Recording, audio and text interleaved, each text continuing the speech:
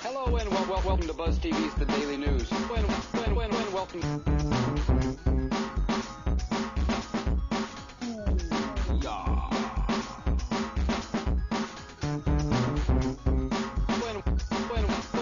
Welcome. Daily News. Daily News. Hello and welcome to 3D Buzz's The Daily News for October 1st of 2007, brought to you as always by Side Effect Software. I'm Terry. We're going to jump right into some entertainment news. Therapists are using the Wii for patient rehab. A new report finds that the Wii has become part of a new physical therapy regimen at a medical facility in Minneapolis, where doctors have begun looking at the Wii as a means to help stroke victims on a road to recovery as they attempt to relearn movements they used to know by playing games like Wii Sports. Not only that, but the same report notes that the Army has likewise enlisted the Wii, noting that the Nintendo console is being used to help injured soldiers in Landstuhl, Germany, regain some of their strength by playing games on the Wii. YouTube and Hewlett-Packard have teamed up on a filmmaking competition. The massive Google-owned video sharing site announced on Monday a new initiative called Project Direct, a contest sponsored by Hewlett-Packard in which inspiring filmmakers are encouraged to submit films between 2 and 7 minutes in length. A total of 20 finalists will be chosen by a panel led by Thank You for Smoking director Jason Reitman, and the final winner out of those 20 will be chosen by YouTube voters. The contest comes with 3 somewhat quirky guidelines stipulated by Reitman. It says a character in the film must face a situation above his or her maturity level.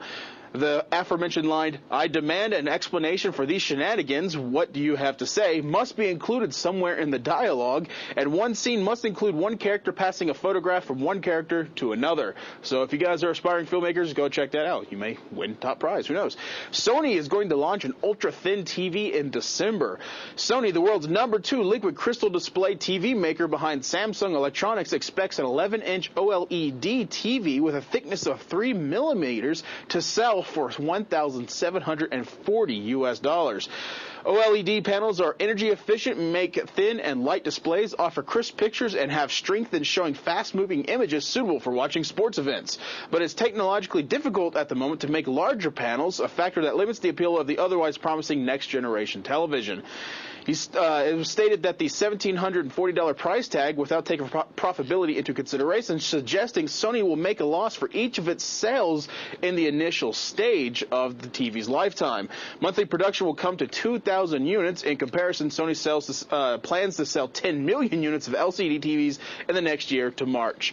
So don't even worry about buying them anytime soon, because it's $1,700. They'll come down in price eventually. Bungie is saying that Halo 3 resolution had to be cut for HDR lighting.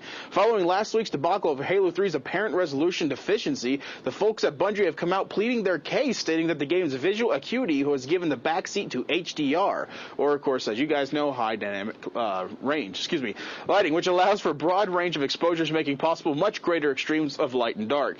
In fact, you could argue we gave you guys 1,280 pixels of vertical resolution, since Halo 3 uses not one but 2 frame buffers, both of which render at 1152 by 640 pixels. The reason we chose a slightly unorthodox resolution and this very complex use of 2 buffers is simple enough to see: lighting. We wanted to preserve as much dynamic range as possible, so we used one for the high dynamic range and one for the low dynamic range values. Both are combined to create the finished on-screen image. Bungie, okay, sticking with some Bungie news here. Now, this is a hardcore rumor right now, so don't take anything I say at face value. Go check it out. And hey, if I'm right, I'm right. It'll be cool. But Bungie is talking about breaking up with Microsoft, is the rumor heading around the internet right now. The word is that this morning that the Halo developer Bungie may be parting ways with its owner, Microsoft. This comes straight from Kotaku.com, by the way. Posted at the Seattle Post-Intelligencer blogs, but sourced by 8-Bit Joystick Easy, and pretty much bounced all over the other place on the frickin' internet. Jack Metcalf cites a friend of mine who has someone close that works at Bungie, so a friend of a friend of a friend is passing on the information about the split. Writing of a seemingly amicable separation, the source says that apparently Microsoft just wants Bungie to make Halo for the rest of their natural days, and Bungie doesn't like how Microsoft is constantly trying to handle everything they do. The unnamed friend of a friend also writes that the ownership of the Halo franchise will remain with Microsoft, and that Bungie will move on to original IPs, but the team may still yet work on Halo 4. So we'll have to see how that works out, because that's a pretty big cash cow to just let someone have. Microsoft gives UK startups a helping hand.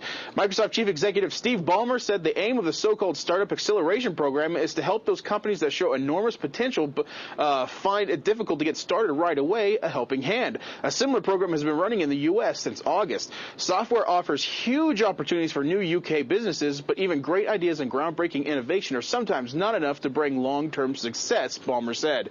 The program is designed to help fledgling businesses realize their potential, achieve success, he added.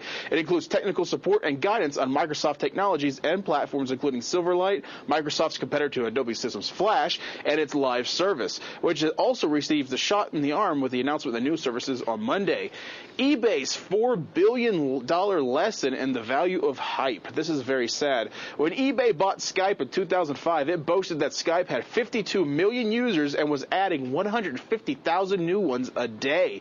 Even though Skype only had 60 million in revenue that year, eBay figured that with so many users, it would be able to profit somehow, both by charging fees for communication services and through links to its auction payment services.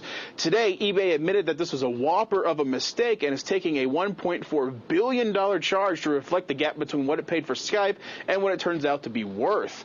eBay paid $2.6 billion in cash 2 years ago for Skype and said it would pay up to an additional $1.5 billion based on how the company performed. Today, eBay said it would pay $530 million of this amount. That was the news for the evening. I hope you guys have a nice night, and I will see you tomorrow.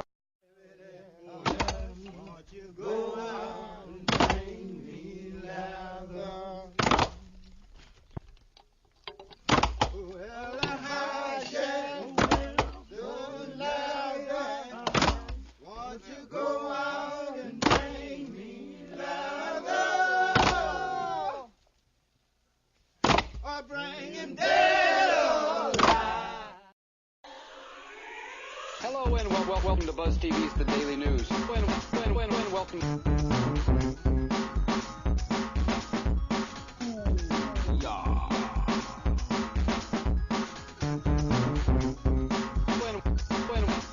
Welcome.